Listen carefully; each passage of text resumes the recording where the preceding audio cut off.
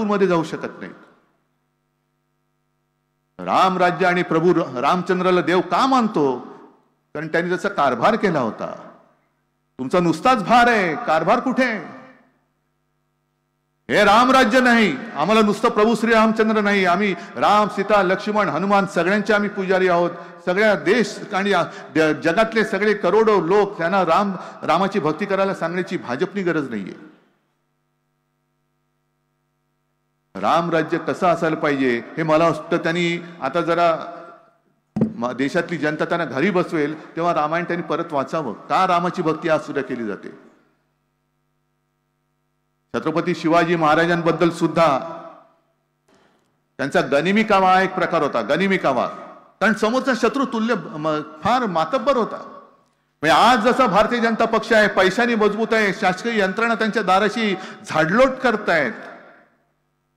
आमच्याकडे काय आहे? तुमच्याशिवाय आमच्याकडे काय आहे? तुम्हीच आमचं सैन्य, तुम्हीच आमचं शस्त्र, तुम्हीच आमचं भांडवल आणि तुम्हीच आमची संपत्ती.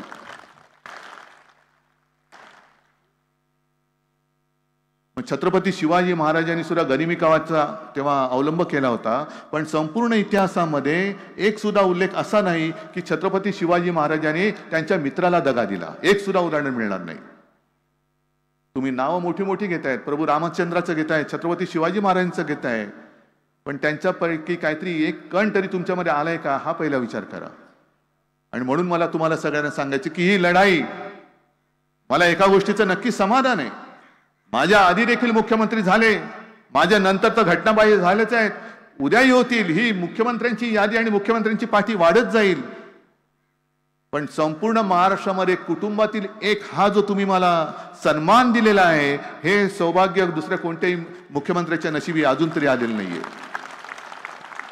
आणि म्हणूनच मी लढाईला मैदानात उतरलेलो आहे. कपिल जे आहेत, निखिल जे आहेत, सगळेच व्यासपीठावर येईल, मान्यवर त्यांच्या त्यांच्या परीने मातब्बर आहेत. तुम्ही सगळेजण आलेला आहात. ही लढाई माझी एकट्याची नाहीये.